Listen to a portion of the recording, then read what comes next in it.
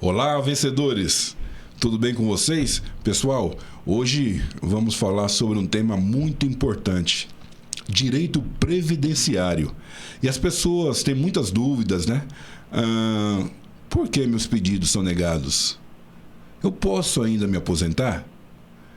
Tem dúvidas demais em relação a isso. E para falar sobre esse assunto, nós trouxemos aqui uma pessoa especialista em direito previdenciário. Mas antes de aparecer ela aqui, ó, eu vou pedir para você se inscrever, ok? No canal, comentar, compartilhar, legal? E dar um like, pessoal, porque isso faz com que eu traga informações importantes, mais informações importantes que pode mudar no seu dia a dia. Prestação de serviço, gratuito, não precisa pagar nada.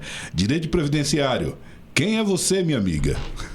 Meu amigo, Dr. Alfeu, muito obrigada por esse convite. Hoje eu tenho certeza que vai ser um bate-papo muito legal, sem termos jurídicos, só palavras fáceis, que é para quem está assistindo a gente entender definitivamente sobre, pelo menos, as regras gerais aí do que mudou, o que não mudou. Então é uma satisfação muito grande estar aqui hoje. Quem é a doutora Neiva Cariati? Estudou onde? Como que é?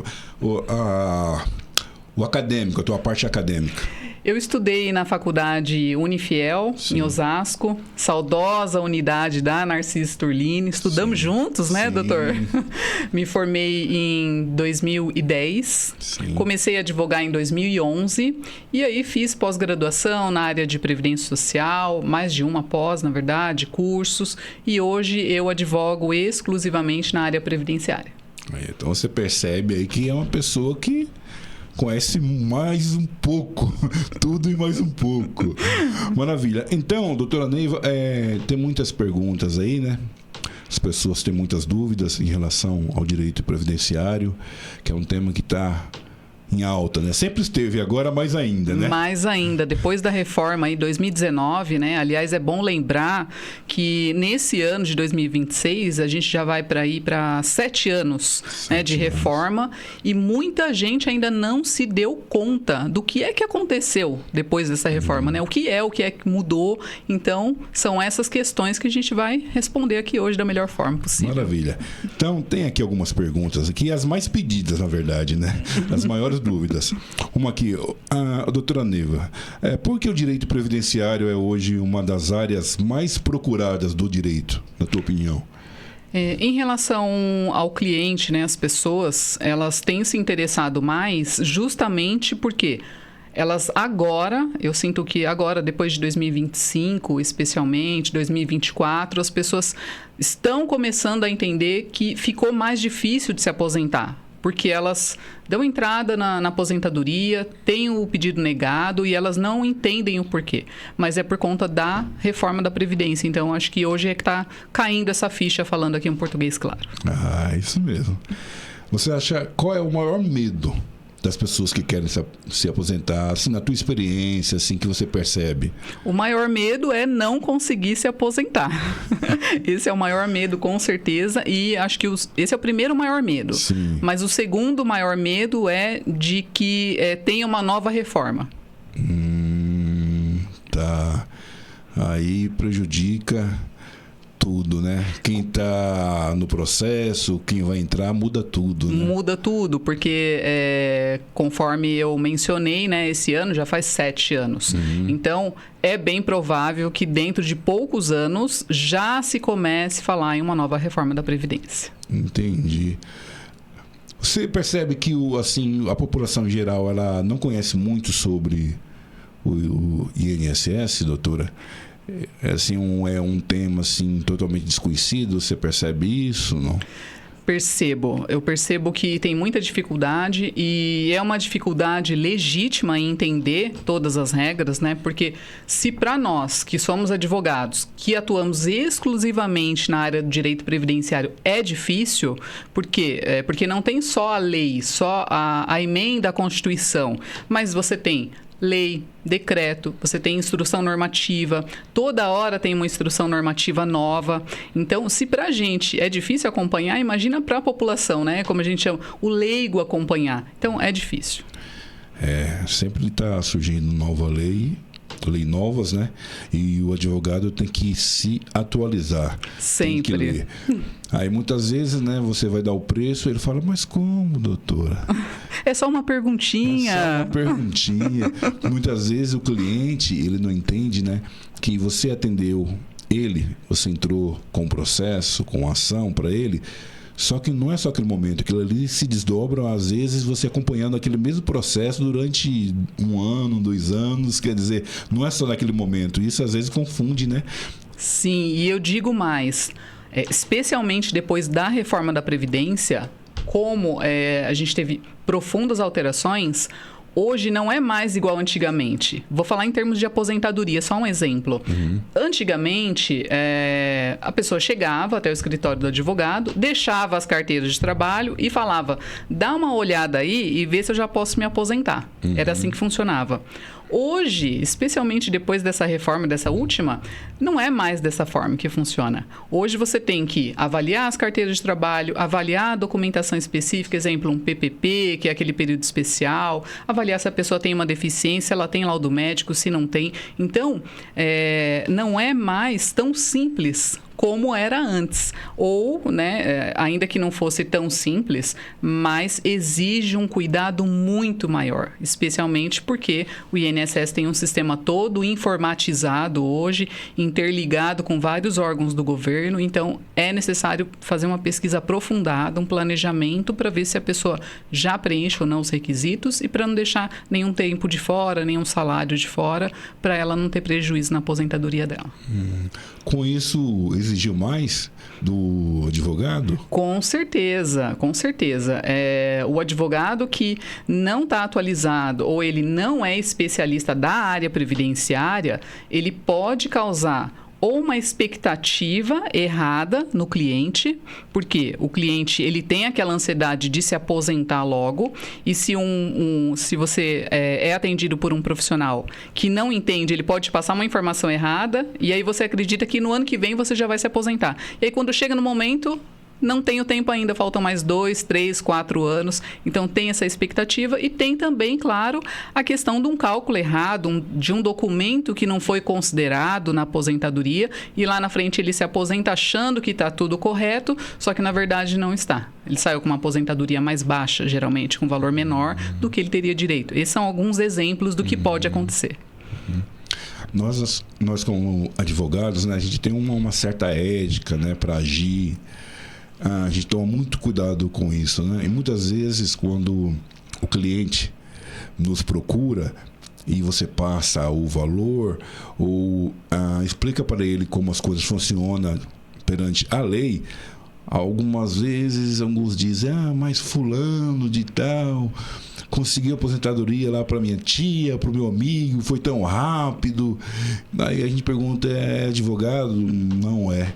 Acontece muito também isso, né? Acontece muito e hoje na era da inteligência artificial, isso tem se agravado, porque as pessoas acreditam que basta você contar a sua historinha lá, no chat GPT, e ela vai entender tudo de aposentadoria.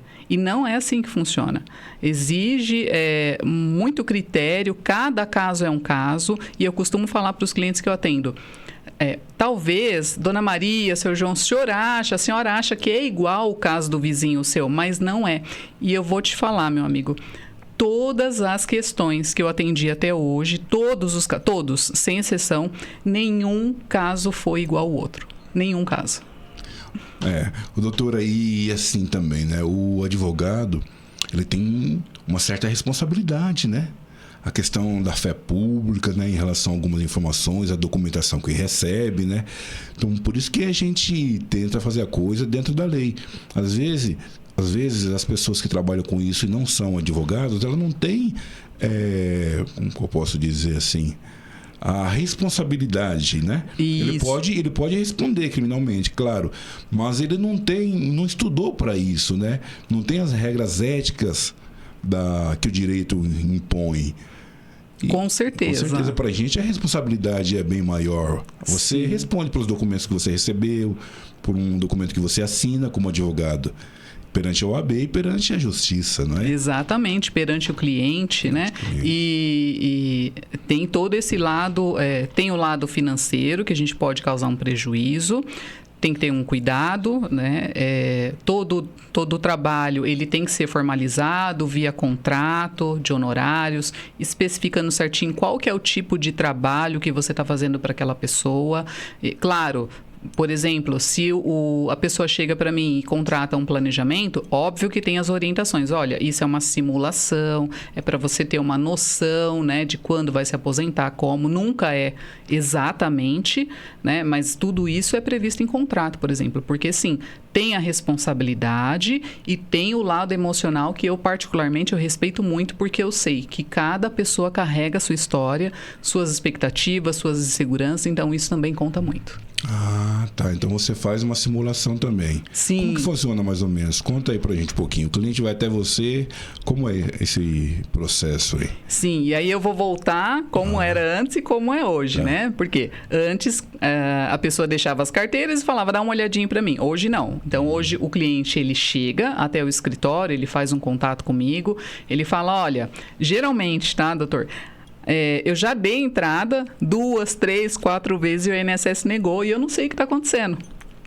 Dá para você dar uma olhada para mim? Aí eu sento com essa pessoa e eu explico. Olha, é possível, mas não é só uma olhada. Eu preciso que você me mande todas as suas carteiras de trabalho. Eu preciso que você me responda um questionário para eu saber a sua vida inteira. Como que foi? Aonde que você trabalhou? Você tem período rural? Você tem período especial de trabalho, que é aquele insalubre, né? Que as pessoas chamam de insalubre. Você trabalhou no exterior? Por exemplo, você contribuiu no exterior? Então, é uma lista extensa de questões que a pessoa me responde. E aí, em cima disso, eu peço a documentação para ela e faço cálculos e simulações para ela de acordo com cada regra. E, além disso, pensando naquela pessoa, por exemplo, um empresário. O empresário, ele tem uma dúvida. Eu posso aumentar o valor da minha aposentadoria? Eu consigo? Vale a pena? Então, tudo isso é feito por meio de um planejamento específico. Nós vamos chegar aí. Tem uma pergunta específica para isso. Você atende também as empresas também. Atendo os empresários. Os empresários, isso. Ok, entendi. Maravilha. Tá vendo aí, ó? Informações importantíssimas. Direito previdenciário. Direito previdenciário, a melhor área do direito. É isso mesmo. Vamos ver aqui a próxima pergunta que tem aqui, ó. Vamos lá. Olha só, você até já falou um pouquinho aqui, mas... Doutora Neiva aqui, ó. Dá para se aposentar sem advogado? Ou isso é um risco? Já falou um pouquinho, né? Mas dá para falar mais, porque tem que defender a profissão. Sempre dá. É assunto que não acaba mais. Dá para se aposentar sem advogado? Claro, dá para se aposentar. Sim. Imaginando, por exemplo, um homem de 65 anos de idade, ele entrou numa empresa aos 50 anos, trabalhou 15 anos sem faltar nenhum dia, todos os salários estão registrados lá no INSS, no extrato dele, as informações estão lá, e aí ele vai se aposentar por idade. Ele não precisa de advogado, tá tudo certo. Só que a vida é assim? Não, ela não é assim. Quando você baixa o seu CNIS, você vê lá um monte de código que você não sabe o que significa. Você vê, se você reparar, né, tem salário que não consta lá no INSS, tem empresa que não aparece, tem empresa que não tem data de saída e por aí vai. Então, recomenda advogado? Sou suspeita para falar, mas é claro, recomenda advogado. Sim, porque às vezes o barato sai caro, né? Sim, sai caro. Por conta dessa frustração que a pessoa vai passando, sem entender o que está acontecendo e fora todo o prejuízo financeiro que ela pode ter, porque até a espera, ela tem que ser encarada como um prejuízo financeiro. Sim. Porque se ela deu entrada 1, 2, 3 vezes, nisso já se passou 1 ano, 2 anos, 3 anos e ela deixou de receber o benefício ao longo desse tempo todo, que ela já poderia estar recebendo. Perde prazo, às vezes, Perde prazo, não sabe como recuperar um documento de uma empresa, já jogou fora os olerites, e por aí vai. Tanta informação quebrada que a gente vê ali no CNIS, né? Exatamente. Doutora, quando a empresa ela não existe mais, como que faz essa busca? A pessoa trabalhou, mas a empresa não existe mais. Olha, o primeiro passo é verificar com a pessoa o que é que ela tem de documento. Por quê? Quando a gente fala em provar o tempo de contribuição, você pode provar por meio de uma rescisão de contrato de trabalho, que você saiu daquela empresa ou que você trabalhou lá até tal data, por exemplo, por meio da sua carteira de trabalho, por meio dos seus olerites. Se você é um empresário, por meio da folha de salários lá que o seu contador emitiu. Então, tem várias provas que você pode fazer. Sim. Tá? Extrato do fundo de garantia é uma outra prova importante. Tá. Entendi. Acontece também algumas vezes que a empresa, ela não deposita, né? Como que fica essa questão? Porque, por exemplo, quem tem a obrigação de fiscalizar não é o trabalhador, né? É o Estado, né? Vamos dizer assim. Mas a pessoa trabalhou, nesses casos assim é perdido, a pessoa trabalhou na empresa não fez os depósitos, a pessoa perde todo aquele período, não tem o que fazer? Não, ela não perde, porque justamente como você mencionou, a obrigação é uma obrigação da empresa fazer o recolhimento e fazer o repasse. Sim. Então, a lei já presume e protege o trabalhador nesse caso, porque na própria lei tem a previsão da obrigação, né? É uma obrigação tributária e, né, tem uma responsabilidade da empresa. Então, o empregado, nessa situação, ele não é penalizado, ele não perde. Mesmo se o empregador não fez os depósitos. Mesmo se não fez os depósitos. Agora, um outro ponto que é importante mencionar aqui é que, além dos depósitos, e aí piora um pouquinho a situação, é que a empresa, às vezes, nem contratou contador. E aí ela deixou de entregar as declarações. Antigamente era GFIP, hoje é o E-Social. Então, como que funciona? A empresa, ela entrega a declaração, assim como uma pessoa física entrega a declaração de imposto de renda, Sim. dessa mesma forma. Então, a empresa deixa de declarar para o INSS. Aí começa a ficar um pouquinho complicado, porque daí você já não está falando só de prova de tempo de trabalho, que está na sua carteira. Você está falando dos salários também. Então, quanto mais tempo você trabalhou, se você tinha um salário significativo, pode te prejudicar, principalmente se esse período for depois de 94, que é o período dos salários que vai entrar no cálculo da sua aposentadoria. Coisa não é fácil, não. Não. Então justifica pagar o preço. Doutora Neiva, mais uma aqui. Por que tantos pedidos de aposentadoria são negados logo de primeira? São negados especialmente por falta de documento, são negados por falta de informação, desconhecimento de tudo que mudou a respeito da lei, especialmente por falta de um planejamento. Você que está do outro lado nos assistindo, você precisa planejar a sua aposentadoria. Não adianta você dar entrada sozinho, só na expectativa de que você já tenha alcançado o tempo. Então, se planeje. Pessoal, estamos chegando aqui ao final. Legal? Desse podcast aqui, Perifapod. Se inscreva, não se esqueça, se inscreva, compartilhe, tá bom? Comente, porque informações como essa são importantes para o seu dia a dia. É uma prestação de serviço, tá bom? Então passa a palavra para a doutora Neiva para encerrar por aqui. É uma satisfação, sempre bom falar de previdência, responder dúvidas aí. Meu amigo aqui já fez várias perguntas importantes que eu tenho certeza que você não vai ver em qualquer canal, só aqui no Perifapod. Passa aí o teu contato. Meu contato, Neiva Cariati, _advocacia. Underline é aquele tracinho embaixo, aquele tracinho mais baixo. Neiva Cariati, _advocacia. Maravilha, pessoal. Um grande abraço. Fique na paz.